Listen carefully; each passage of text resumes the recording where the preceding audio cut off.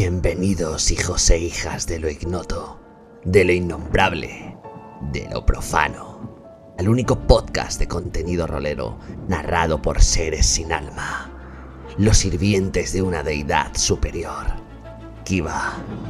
Sed bienvenidos a El Círculo Profano, al único podcast donde nos adentraremos en los mundos, juegos, proyectos, partidas y toda la actualidad de la comunidad rolera en Patreon de Atosir Art. Poneros cómodos, preparad vuestros escudos mentales y adentraros en el reino de lo desconocido.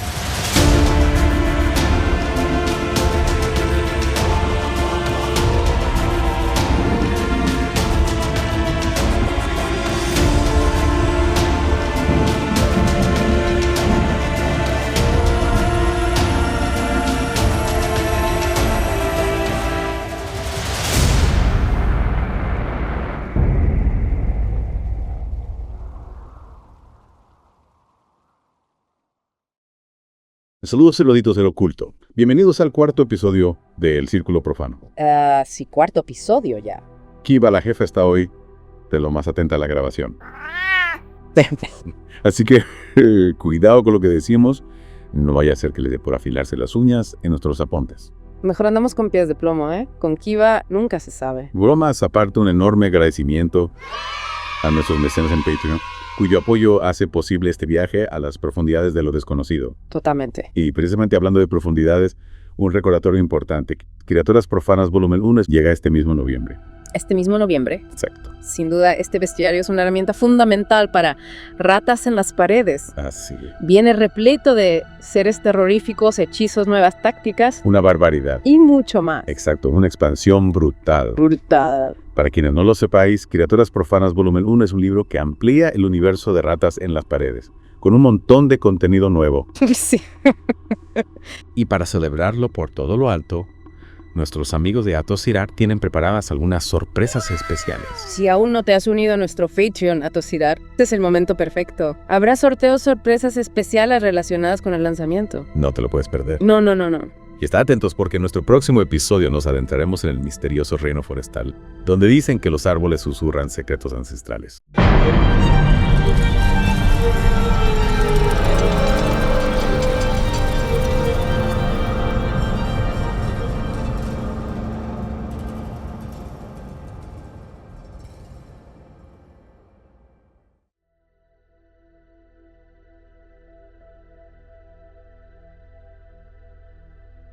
Hoy nos vamos a sumergir en las páginas de Criaturas Profanas. ¿Te parece bien? Por supuesto. Este bestiario es un auténtico tesoro tanto para los amantes de los juegos de rol ¿Ya? como para los apasionados del horror cósmico. A mí personalmente lo que más me fascina de este libro es que no se limita a inventar criaturas sin más, Claro. sino que se inspira en el folclore y la historia real, lo que le da una profundidad increíble. Oh. Más de 100 criaturas divididas en 5 reinos esperan a ser descubiertas. Imagina la cantidad de posibilidades que ofrece eso. Y lo mejor es que cada criatura está descrita con un nivel de detalle impresionante. Sí. No se trata solo de su aspecto físico, sino de su origen, su hábitat, su comportamiento, los poderes que posee. Los autores han creado un sistema muy completo para dar vida a estos seres. De hecho, hay ejemplos concretos de esa profundidad, como la anatomía de una criatura marina. Sí. Hablan de tentáculos con espinas queratinosas y una posible capacidad de regeneración. Me da escalofríos solo de imaginarlo. Lo interesante es que el libro no te limita a usar estas criaturas solo en ratas en las paredes. Claro. También te ofrece una guía para adaptarlas a otros sistemas de juego, modificando los dados, los puntos de vida y los poderes según sea necesario. Eso es genial.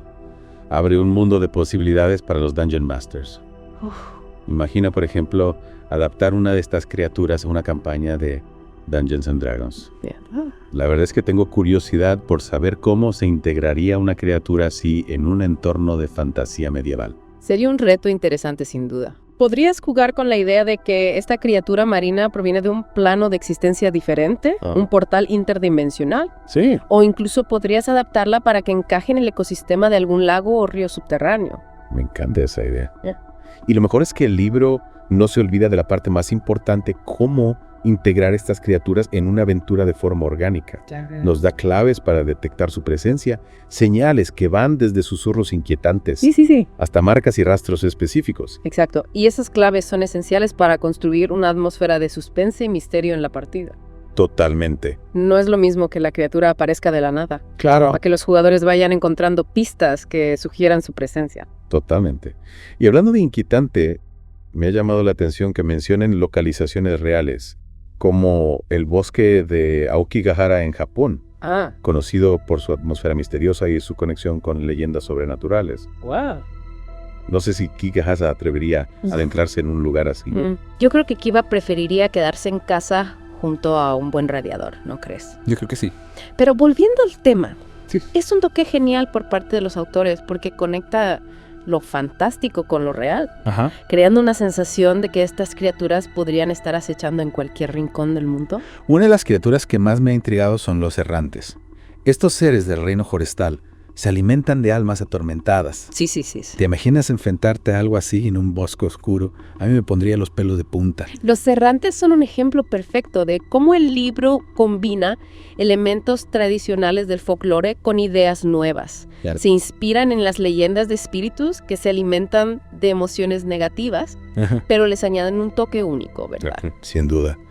Y lo que me parece más interesante es que no se trata solo de un libro de monstruos. No. Es una invitación a explorar el lado oscuro de la imaginación, a crear historias donde lo real y lo fantástico se entrelazan. Totalmente de acuerdo. Criaturas profanas no es solo un recurso para el juego, sino una fuente de inspiración para cualquier persona que quiera adentrarse en el mundo del horror cósmico. Y ya que hablamos de adentrarse en este libro, se nos presenta una guía para crear nuestras propias aventuras a partir de las criaturas. Bueno. Se nos ofrece un esquema de la trama, ejemplos de personajes. Sí. Y consejos para crear un ambiente de suspense y terror. Lo que más me gusta de esta guía es que te anima a pensar en el trasfondo de la criatura, en sus motivaciones, en cómo sus acciones afectan al mundo que la rodea.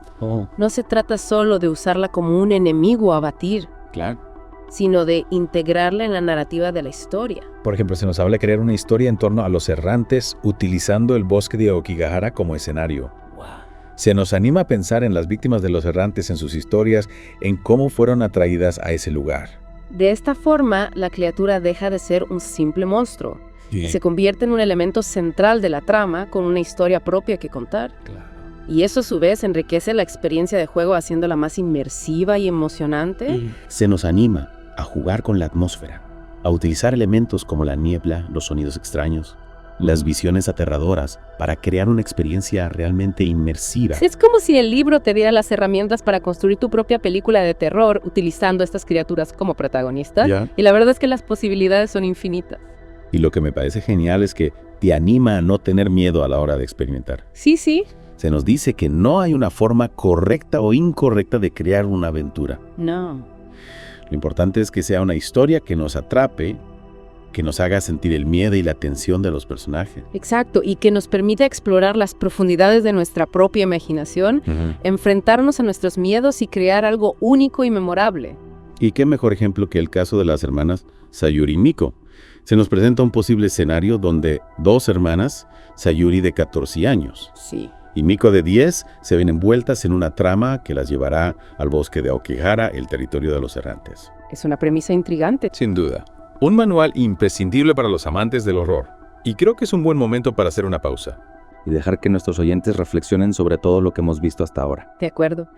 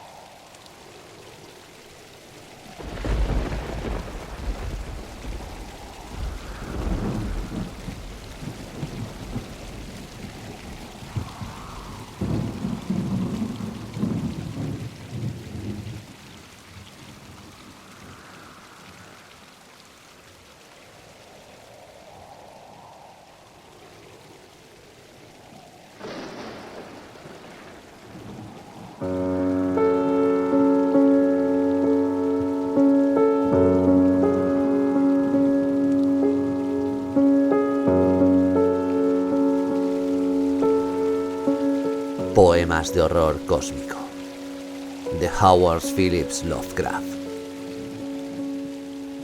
Sirenas portuarias.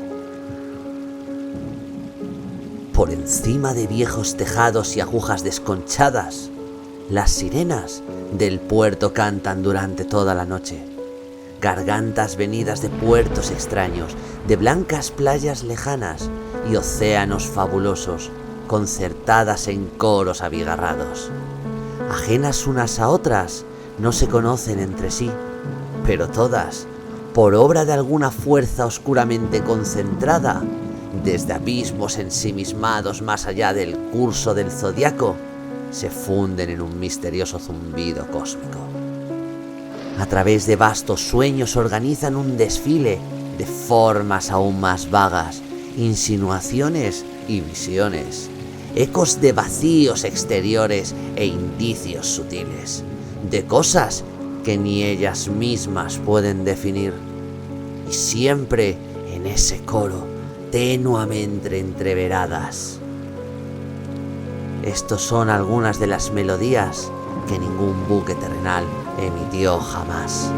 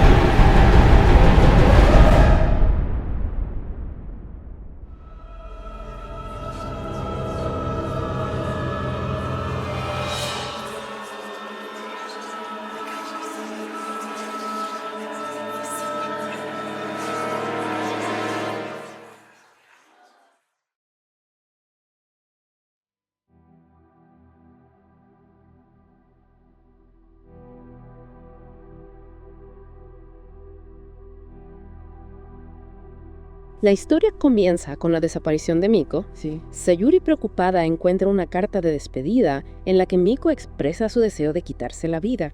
Un comienzo que ya nos pone los pelos de punta. Angustiada, Sayuri decide ir a buscar a su hermana al bosque de Aokigahara, el lugar que Miko mencionaba con frecuencia en sus conversaciones. Sí. Es un acto de valentía, pero también de desesperación, ¿no creo? Por supuesto, Sayuri está dispuesta a arriesgarlo todo para encontrar a su hermana. Claro. Lo que ninguno de ellos sabe es que el bosque de Aokigahara está infestado de errantes. Criaturas que se alimentan del dolor y la desesperación. Y que Miko ha sido manipulada por un grupo siniestro que la ha inducido al suicidio para entregar su alma a los errantes. La trama se complica y la tensión aumenta. El escenario está listo para una aventura llena de suspense, terror y giros inesperados. Ya. Las decisiones que tomen Sayuri, Miko y Hiroshi determinarán su destino y el de aquellos que se crucen en su camino.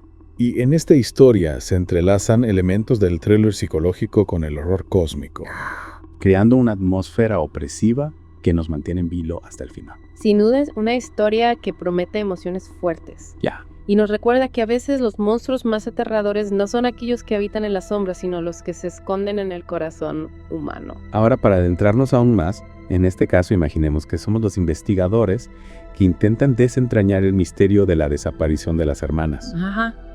Tenemos la información que Hiroshi, el tío de las chicas, ha proporcionado a la policía. Sí. Las inquietantes cartas y dibujos de Miko y los indicios que apuntan al bosque de Aokigahara. ¿Por dónde empezarías a investigar? Bueno, yo creo que lo primero sería analizar en profundidad las cartas y dibujos de Miko, buscando cualquier pista que nos pueda indicar su estado mental, sus miedos, sus motivaciones. Tienes razón, es importante comprender el trasfondo psicológico de Miko para entender por qué ha tomado la decisión de ir al bosque. ¿Ya? Y también sería crucial hablar con Hiroshi, con sus compañeros de clase, con cualquier persona que pueda arrojar luz sobre su comportamiento en los días previos a su desaparición. Exacto. Buscar cualquier indicio de que alguien la haya estado manipulando, presionando o induciendo al suicidio. Claro. Y por supuesto habrá que investigar a fondo el bosque de Aokigahara, su historia, sus leyendas, los casos de desapariciones que se han producido ahí. Es un caso complejo con muchas ramificaciones, pero también es un desafío apasionante. Sin duda. Destacar la meticulosidad con la que se ha abordado la anatomía de estas criaturas. Sí. No se trata solo de una descripción superficial, ¿Sí? sino que profundiza en su estructura interna, revelando detalles fascinantes. Es cierto, y eso me hace preguntarme cómo crees que esa atención al detalle anatómico enriquece la experiencia de juego. Pues mira, ¿Qué aporta a los jugadores y a los Dungeon Masters? creo que hay varios aspectos importantes. Sí. En primer lugar, dota a las criaturas de una mayor verosimilitud. Ajá. Las hace más creíbles. Al comprender su anatomía, podemos entender mejor su comportamiento, sus capacidades, sus puntos débiles. Yeah. Es como si los autores hubieran diseccionado a estas criaturas para que nosotros podamos comprender su funcionamiento interno. Y eso sin duda las hace más aterradoras. Es como si al conocer su estructura interna pudiéramos anticiparnos a sus movimientos, a sus ataques, a sus estrategias. Claro. ¿Y eso cómo se traduce en la práctica? ¿Podrías darnos algún ejemplo concreto? Claro.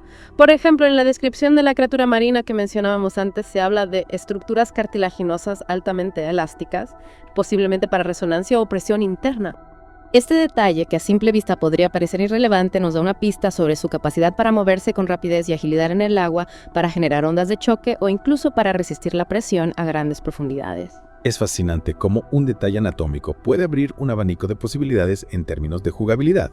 ¿Y qué me dices de las espinas queratinosas retráctiles para anclaje y sujeción de presa? ¿Cómo se podría utilizar este detalle en una partida? Imagínate que los jugadores se encuentran explorando una cueva submarina y de repente esta criatura surge de las profundidades y se aferra a uno de ellos con sus espinas queratinosas. El jugador tendría que hacer una tirada de fuerza para liberarse y si falla la criatura podría arrastrarlo hacia las profundidades donde le espera un destino incierto. Suena aterrador. Y además las lesiones superficiales cicatrizadas, que se mencionan en la descripción, nos dan una idea de la ferocidad y resistencia de esta criatura. No me gustaría encontrarme con ella en un combate. Desde luego no sería un enemigo fácil de derrotar. Y lo que me parece más interesante es que estos detalles anatómicos no son arbitrarios, sino que están basados en la biología real, lo que les da una base científica y los hace aún más creíbles. Es esa mezcla de fantasía y realidad lo que hace que este bestiario sea tan especial. Y no olvidemos la importancia de las claves que el libro nos proporciona para detectar la presencia de estas criaturas. Son pistas sutiles, pero reveladoras que nos ayudan a anticiparnos a la amenaza. Exacto. Y son un recurso muy útil para crear tensión e intriga en la partida. Por ejemplo, en el caso de los errantes, se mencionan los susurros de personas asesinadas o que se han suicidado como una señal de su presencia. Es un detalle escalofriante que puede poner los pelos de punta a los jugadores. Desde luego, ese tipo de detalles sensoriales son muy efectivos a la hora de crear una atmósfera inquietante. ¿Y qué otras claves se mencionan en el libro? Bueno, también se habla del bosque en silencio, una señal ominosa que indica que algo no anda bien. Es como si la propia naturaleza se hubiera quedado en shock ante la presencia de estas criaturas. Y también se menciona una sensación de frío repentino, como otra señal de su presencia. Es interesante cómo se utilizan diferentes sentidos para alertar a los jugadores del peligro. No solo lo visual, sino también lo auditivo, lo táctil, lo olfativo. Incluso se menciona el sexto sentido como una forma de detectar la presencia de los errantes. Exactamente. Y eso es lo que hace que la experiencia de juego sea más inmersiva y aterradora. Los jugadores no solo tienen que estar atentos a lo que ven, sino también a lo que oyen, a lo que sienten, a lo que intuyen. Y hablando de experiencias inmersivas en este libro, se nos presenta una guía para crear nuestras propias aventuras a partir de las criaturas. Y uno de los aspectos que más me ha llamado la atención es la importancia que se le da a la creación de una atmósfera opresiva que nos haga sentir la presencia constante de la amenaza. Es fundamental, ¿verdad? No se trata solo de crear un escenario donde la criatura aparece de repente para atacar a los personajes. Se trata de construir un ambiente donde la tensión se palpa en el aire, donde cada sombra, cada sonido, cada detalle nos hace sospechar que algo terrible está a punto de suceder. Totalmente. Y el libro nos da muchas herramientas para lograrlo. Se nos habla, por ejemplo, de la importancia de la iluminación, utilizar la oscuridad para ocultar la criatura, para crear una sensación de incertidumbre, para jugar con las sombras y las siluetas. Exacto. La oscuridad es un elemento fundamental en el género de terror, ya que juega con nuestros miedos más primitivos. Y en este caso se puede utilizar de forma muy efectiva para crear una atmósfera de suspense y amenaza constante. También se menciona la importancia del sonido. El silencio puede ser aún más aterrador que el ruido, sobre todo si se utiliza para crear una tensión insoportable, para amplificar los ruidos más pequeños, para sugerir la presencia de algo que no podemos ver. Imagina un escenario donde los jugadores se adentran en un bosque oscuro y silencioso. Y de repente empiezan a escuchar un leve susurro entre los árboles. ¿Seremos capaces de encontrar a Miko antes de que sea demasiado tarde? ¿Podremos enfrentarnos a la amenaza de los errantes y desentrañar la verdad que se esconde tras este misterio? Tendremos que esperar a la siguiente parte de nuestra inmersión en Criaturas Profanas Volumen 1 para descubrirlo. Mientras tanto, te dejo con una pregunta para que reflexiones. ¿Crees que la realidad puede ser más aterradora que cualquier ficción?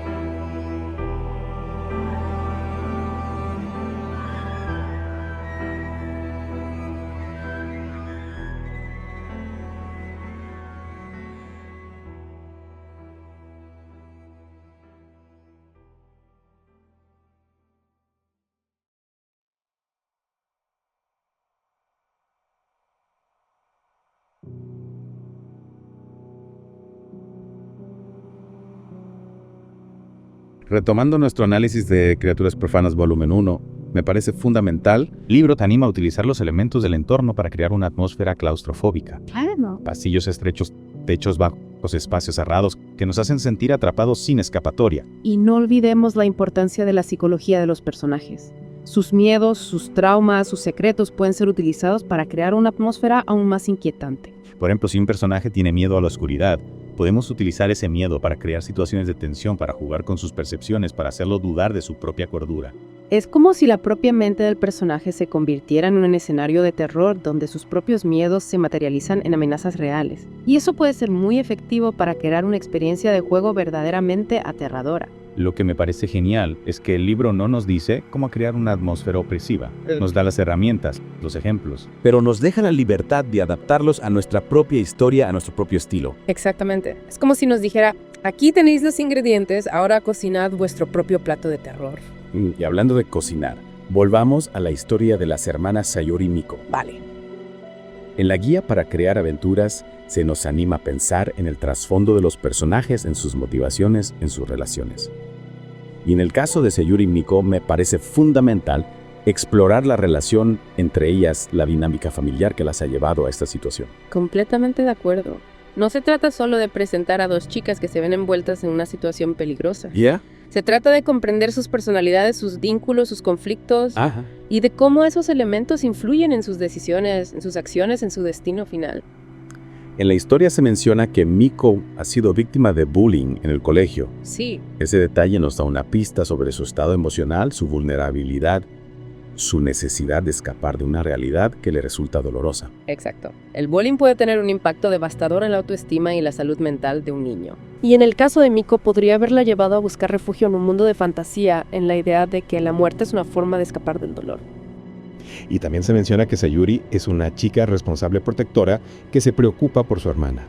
Ese detalle nos indica que a todo lo posible por salvarla, incluso si eso significa poner en riesgo su propia vida. Es admirable la determinación de Sayuri. A pesar del miedo y la incertidumbre, no duda en adentrarse en el bosque de Okigahara, un lugar que conoce por su atmósfera siniestra y sus leyendas sobrenaturales. La relación entre las hermanas es un elemento clave de la historia. Es el motor que impulsa a Sayuri a enfrentarse a lo desconocido para rescatar a su hermana. Y también es un elemento que puede generar conflictos, dilemas morales, decisiones difíciles. Ya. ¿Qué pasaría si Sayuri descubre que Miko ha sido manipulada para suicidarse? ¿Cómo reaccionaría? Intentaría convencerla de que no lo haga. ¿La obligaría a volver a casa? Son preguntas que nos invitan a reflexionar sobre la complejidad de las relaciones humanas, sobre la fuerza de los lazos familiares, sobre las decisiones difíciles que a veces tenemos que tomar. Y lo que me parece más interesante es que el libro no nos da las respuestas. Nos plantea las preguntas, nos da las herramientas para explorarlas. Pero nos deja la libertad de encontrar nuestras propias respuestas, de crear una historia que sea personal, única, significativa. Es como si nos dijera, esta es la historia de Sayuri y Miko, pero también es vuestra historia, hacerla vuestra. Y hablando de hacerla nuestra, en la siguiente parte de nuestro análisis, nos adentraremos en las profundidades del bosque de Okigahara, explorando sus leyendas, sus misterios, su conexión con los errantes. Prepárate para una inmersión en lo desconocido, donde la realidad y la fantasía se entrelazan en un laberinto de terror cósmico.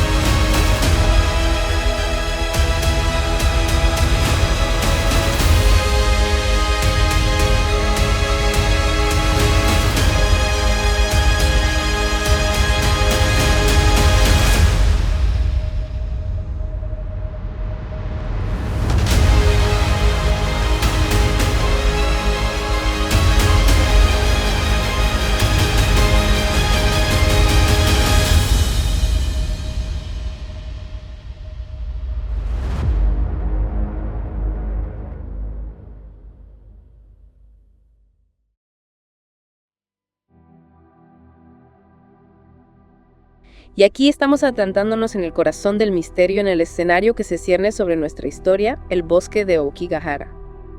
Este lugar, conocido como el Mar de Árboles, tiene una atmósfera que lo convierte en el escenario perfecto para una historia de terror. Es curioso cómo un lugar real puede inspirar tanta inquietud, ¿verdad?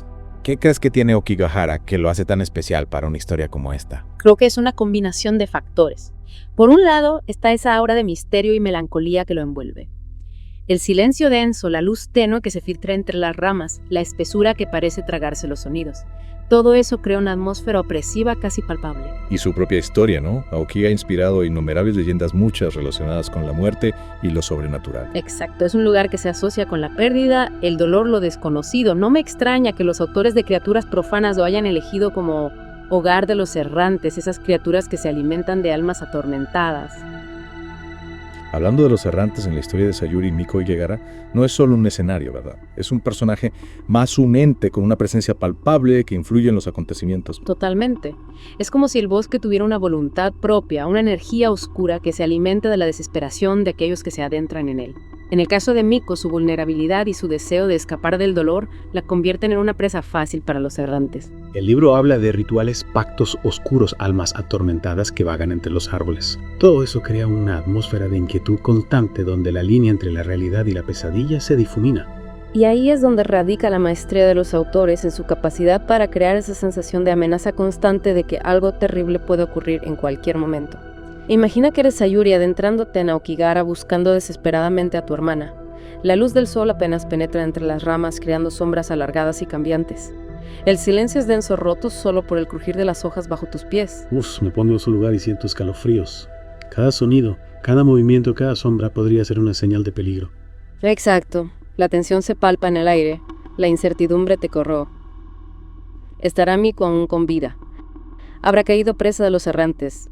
Podrás encontrarla a tiempo. Y en medio de esa búsqueda desesperada empiezan a aparecer las señales, ¿verdad? Esos detalles que mencionaba el libro, como los susurros entre los árboles o una ráfaga de viento helado. Sí, pequeños detalles que van aumentando la tensión, creando una atmósfera cada vez más opresiva. Sayuri se siente observada, perseguida, como si algo la estuviera acechando entre la espesura. Y entonces, cuando el miedo la paraliza, aparecen los errantes. Criaturas altas y esqueléticas con piel de un negro profundo y ojos que brillan con una luz roja inquietante. Sus movimientos son lentos, deliberados, como si se deleitaran en el miedo que infunden. Es un encuentro aterrador, un enfrentamiento con lo desconocido. Y en ese momento, Sayuri debe tomar una decisión. Huir y abandonar a su hermana, o enfrentarse a los errantes. Es una decisión crucial que pone a prueba su valentía y su amor por su hermana. Y aquí es donde Criaturas Profanas nos lanza un desafío, una pregunta que nos obliga a reflexionar. ¿Hasta dónde iríamos por aquellos que amamos? ¿Seríamos capaces de enfrentarnos a nuestros peores miedos para protegerlos?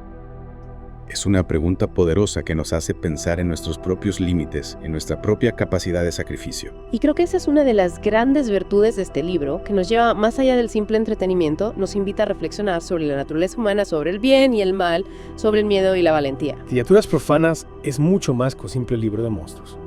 Es una invitación a explorar lo desconocido, a enfrentarnos a nuestros propios miedos, a crear historias que nos hagan pensar y sentir. Y con esa reflexión, con la imagen de Sayuri enfrentándose a la oscuridad, con el eco de los susurros de los errantes resonando en nuestros oídos, damos por concluida esta inmersión en Criaturas Profanas Volumen 1. Un viaje fascinante por un mundo de horror cósmico donde la realidad se difumina con la pesadilla y donde las criaturas de la oscuridad acechan en cada sombra. Esperamos que hayas disfrutado de esta inmersión y que te haya inspirado para crear tus propias historias de terror. Y recuerda, la próxima vez que te adentres en un bosque oscuro, presta atención a los susurros del viento, a las sombras que se mueven entre los árboles. Hasta la próxima, erudito del oculto. Que la oscuridad te acompañe.